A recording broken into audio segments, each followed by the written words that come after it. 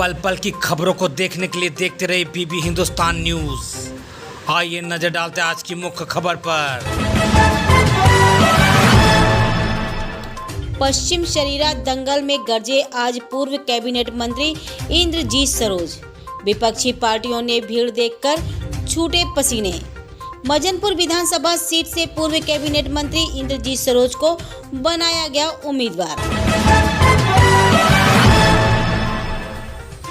उत्तर प्रदेश विधानसभा चुनाव नजदीक आते ही सभी पार्टियों ने अपने अपने उम्मीदवारों की घोषणा करना शुरू कर दिया है। इसी प्रकार यूपी के कौशाम्बी जनपद में समाजवादी पार्टी के मुखिया अखिलेश सिंह यादव ने 252 मंझनपुर विधानसभा सीट से विकास पुरुष नेता इंद्रजीत सरोज को मैदान पर उतारा है।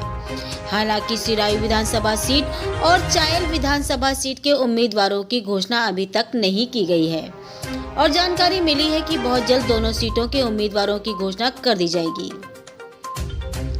आपको बता दें कि मजनपुर से इंद्रजीत सरोज को टिकट की घोषणा होने के बाद कार्यकर्ताओं में खुशियों की लहर दौड़ गई। इस मौके पर मुख्य अतिथि के रूप में विकास पुरुष इंद्रजीत सरोज, दया शंकर जिला अध्यक्ष विजमा दिवाकर, सोनी चौधरी, मान सिंह कोषाध्यक्ष सैयद अली आदि नेतागण भारी संख्या में मौजूद रहे। वहीं जनता का भी भारी संख्या में हुजूम देखने को मिला।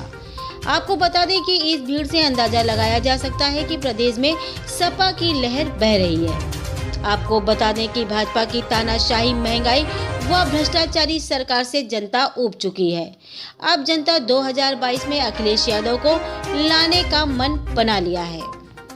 इधर पश्चिम शरीरा स्थित दंगल मैदान में सभा को संबोधित करते हुए इंद्रजीत सरोज ने भाजपा पर साधा निशाना साधते हुए कहा कि भाजपा की निकम्मी सरकार जब से सत्ता पर आई है तब से महंगाई, भ्रष्टाचार, तानाशाही, दुष्कर्म, चोरी, मर्डर, डकैती आदि घटनाओं का ग्राफ तेजी से बढ़ा है। उन्होंने कहा कि 2022 के चुनाव में भाजपा को हराने का हर संभव प्रयास किया जाएगा और कहा कि हमारी सरकार बनती है तो हम बेरोजगारी को नौकरी, शिक्षा मित्र की बहाली, 2000 बेरोजगारी भत्ता आदि तमाम परियोजनाओं को प्रदेश में लाने का काम करेंगे जिससे सीधा लाभ जनता को मिल सके। उन्होंने मंच के माध्यम से अपील की है कि आने वाले 2022 में साइकिल पर बटन दबाकर भारी मतों से विजयी बनाने का काम करेंगे जिससे हम एक भ्रष्टाचार मुक्त प्रदेश की स्थापना कर सके। कौशाम्बी से कौशलेंद्र प्रताप की रिपोर्ट बीबी हिंदुस्तान न्यूज में। अभी तो कहते हैं वो हवाई जहाज जाती है। अब मोदी जी हवाई जहाज से आपको चलाने का सपना दिखाए थे। ये मोदी जी ने धोखा करने का काम किया और धोखा उनकी आदत में है। जब अपनी पत्नी से ब्याह करके धोखा दे दिए तो हमार तुम्हार का होंगे ठेंगा जो है। हमें धोखा देने में क्या है बताइए। जिसके साथ 7 फेरे लिए जसोदा बहन मारी घूम रही हैं, उनको सम्मान नहीं दे पा रहे मोदी जी। कथनी और करनी में बहुत अंतर है।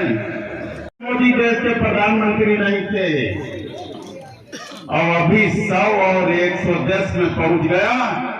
ये तो कहो इस देश में उपचुनाव हुए और जब भाजपा हारी तो 12 रुपया कम किया।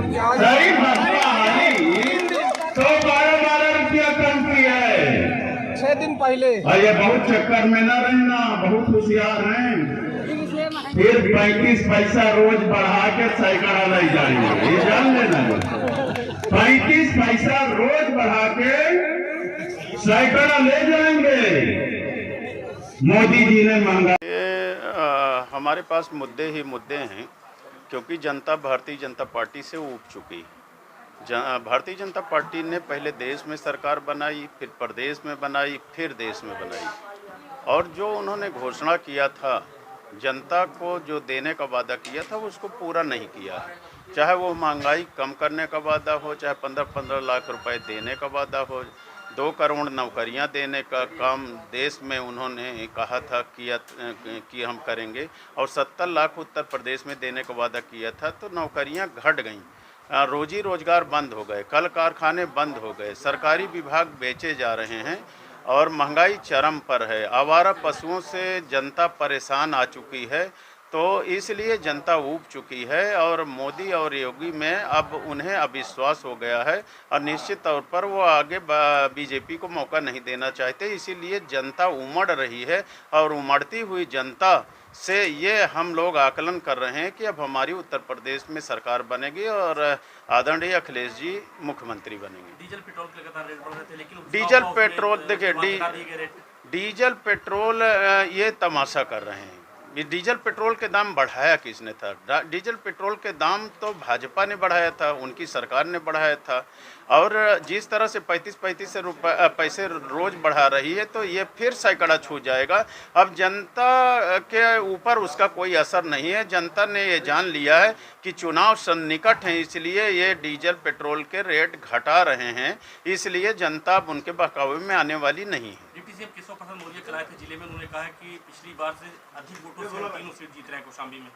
मेरा डिप्टी सीएम केशव प्रसाद मौर्य जी को ये कहना है कि अगर बेहतर ये होगा कि केशव प्रसाद मौर्य जी चुनाव ना लड़ें। अगर चुनाव लड़ेंगे तो उनकी कलई खुल जाएगी और जनता उन्हें बुरी तरह हरा देगी।